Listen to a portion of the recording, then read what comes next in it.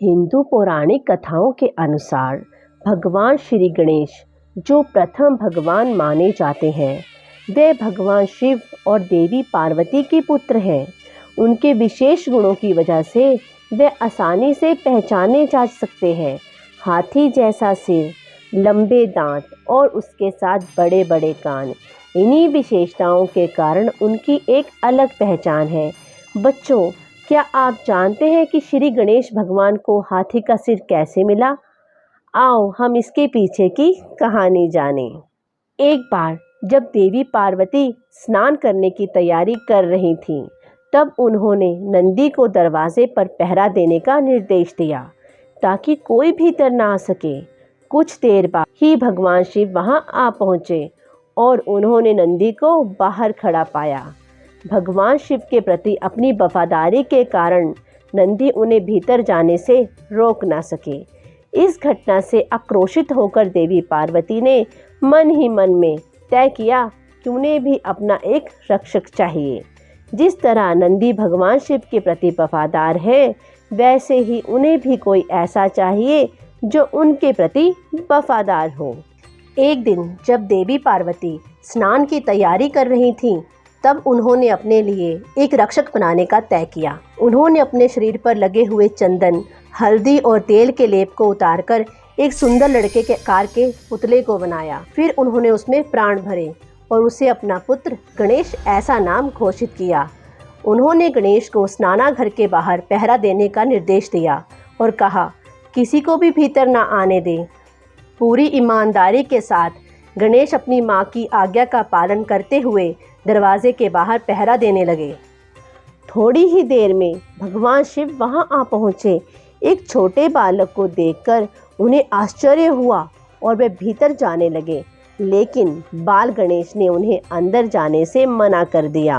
मेरी माता ने ये आज्ञा दी है कि किसी को अंदर मत आने देना। उन्हें ये अच्छा नहीं लगा और उन्होंने खुद का परिचय देते हुए कहा, हे बालक, मैं देवी पार्वती का पति शिवजी हूँ, कृपया मार्ग से हटो। इतना कहने के बावजूद भी गणेश वहीं खड़े रहे।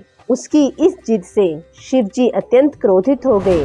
उन्होंने तुरंत ही अपना त्रिशूल निकाला और बस एक ही बार में गणेश का सिर धड़ से अलग कर दिया। कोलाहल सुनकर देवी पार्वती दौड़ती हुई बाहर आईं। बाहर का दृश्य देखकर वह चौंक गईं। अपने बेटे का बगैर सिर का शरीर देखकर उन्हें विश्वास ही नहीं हुआ। जो कुछ भी हुआ उसे देखकर वह बहुत आक्रोशित हो गईं और क्रोध में आकर उन्होंने पूरी सृष्टि का विनाश करने की धमकी दी। देवी पार्वती को समझाने की बहुत कोशिश की कि वह अपने शब्द वापस ले लें, लेकिन उनकी सारी कोशिशें नाकाम होती देखकर स्वयं ब्रह्मा जी ने देवी पार्वती को अपने शब्दों पर गौर करने की विनती की। अंत में देवी पार्वती ने उनकी बात स्वीकार कर ली, लेकिन ऐसा करने से पहले उन्होंने अपनी 2 शर्तें रखी। पहली शर्त, गणेश को वापस जीवित किया जाए। दूसरी शर्त, सारे देवी देवताओं में सबसे पहले गणेश की पूजा होनी चाहिए। इन शर्तों को सुनकर सभी देवी देवता आश्चर्यचकित हो गए। परिस्थितियों की गंभीरता को समझते हुए सभी देवी देवताओं ने भगवान शिव से अनुरोध किया कि अब वह ही कुछ कर सकते हैं। अपनी प्रिय पत्नी को रिझाने के लिए भगवान शिव ने अपने गणों को आदेश दिया कि वे सब जाएं और जो भी पहला जीव मिले उसका सिर ले आएं। खास ध्यान रखें कि वह सिर उत्तर दिशा की ओर हो।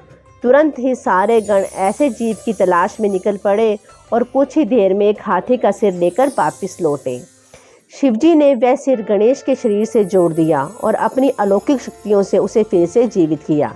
उन्होंने गणेश को अपना पुत्र घोषित करते हुए उसे अपने गणों का नेता भी बनाया और इस तरह श्री गणेश को गणपति ये नाम मिला। तो प्यारे बच्चों, अब पता चला कि हम किसी भी नए कार्य की शुरुआत गणेश पूजन से क्यों करते हैं।